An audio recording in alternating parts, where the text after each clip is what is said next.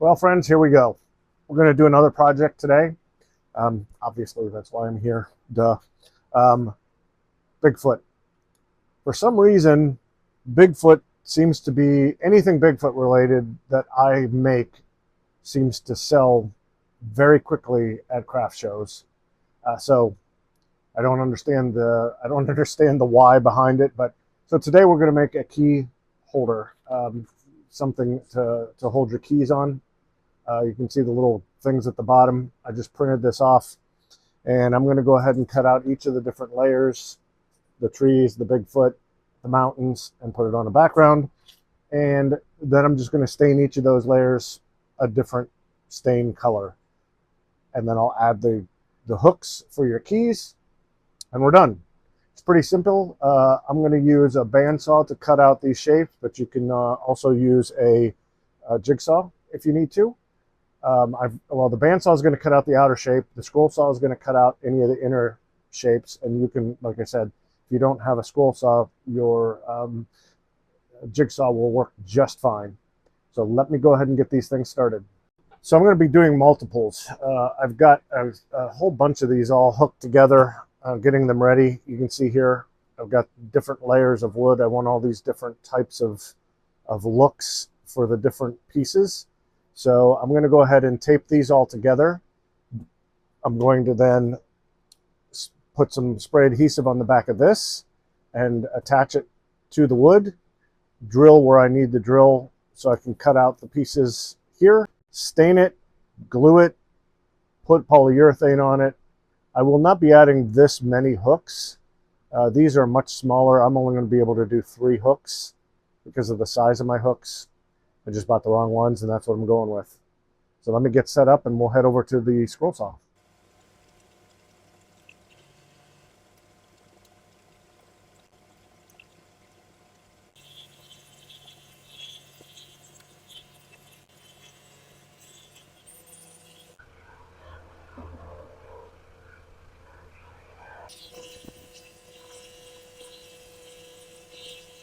I do have to say I've never cut anything this thick before.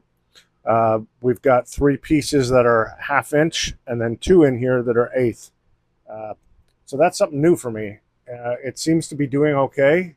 The clearance I have here, as you saw, very, very minimal, but it's working. I'm just going slow. I'm letting the blade do the work. I'm not pushing hard. It's going to be fine. So I don't recommend it, especially if you're just starting out. Do one at a time, but I'm being impatient. I'm trying to get 5 of these done all at the same time. So that's why I'm heading this direction. You want to be super careful when you're pushing these out.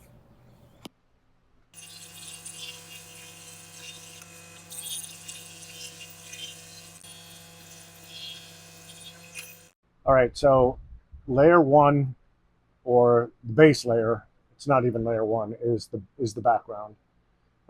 Then I have layer 3 is the mountains. Layer 2 are going to be these trees. Layer 1 will be the top, which is Bigfoot himself. So I've drawn a little bit of a line just so that you can see the trees behind him if somebody happened to want to look back there. Don't know why they do that, but it's there. Just want to make sure it's in there.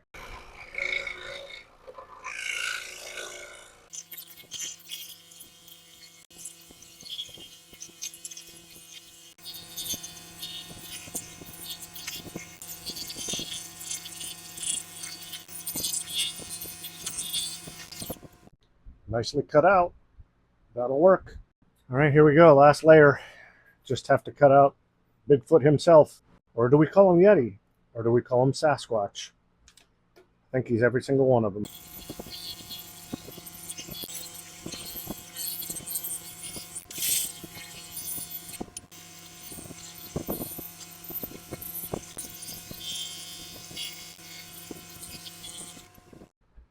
Not too bad. I'll take it.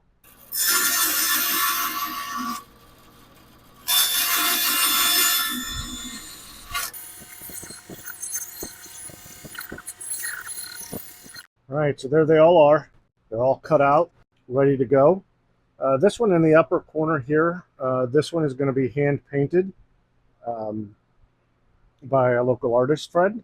she's going to go ahead and paint all of that. If I get it done in time, I'll go ahead and throw it in the video. If not, I have an older one from her. I will throw that in just so you can see how that looks. It's really awesome. These are just going to be very simple and just stained. This broke, but that's not a problem. We'll get it glued back together, and once it's all sandwiched in with the mountains and the trees, everything will be good. All right, the first thing I'm going to do here is I want to use this black. Actually, I apologize, it is called ebony, and it's a stain, and I'm going to go ahead and put it on here because I want this to look like a shadow. I just want it to be that shadowy look. So let me get this jar open. All right, there we go. That is one nasty jar. Okay, I'm gonna go ahead and get this on here. I'm not gonna worry about the outer edges yet. I only want to get this section done. And the reason for that is once this is all done and once everything is dried up, I'm going to go ahead and glue it all together. And then I'm going to sand around the outer edges so that it's perfectly aligned. Because it doesn't matter how hard I try, I never, I can get this inside pretty good. And if I line that up, the outside doesn't line up. So the outside's easier to go ahead and put on my belt sander or oscillating sander or any of those things so that I can get a nice clean cut edge around this outer edge. And that's how I'm going to do this later. Once this is all done and it's all put together, glue's dried, all that good stuff. Then once that's done, then I'll go ahead and put either a stain or a paint on that edge just so that it's nice and sharp and clean.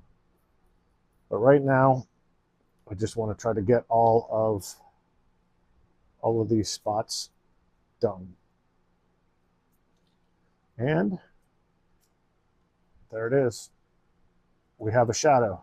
So the next thing we're going to do is I've got these watercolor, these ultra dyes, just got them off of Amazon. I'm going to mix these two colors together, a turquoise and an emerald green, to do this section here for these trees. I want to give them more of a pine tree sort of look, that evergreen look. So let me go ahead and get that mixed up, and we'll brush that on.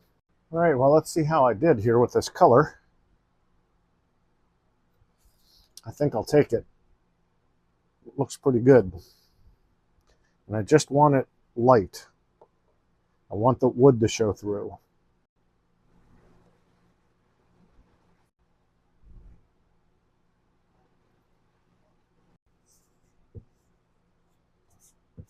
I like that color. That'll work. So next I'm going to do the mountains, and I want those to be like a gray-green, sort of hazy.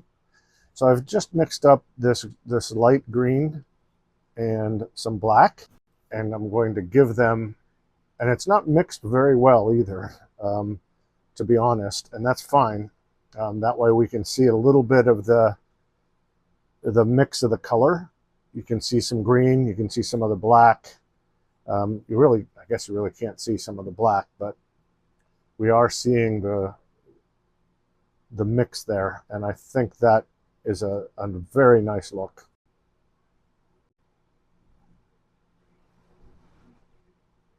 All right, there we go. Just sort of a mix of the grays and the greens, and I think that's going to look awesome. Once these are all dry, you'll be able to see this whole thing, the full effect of this.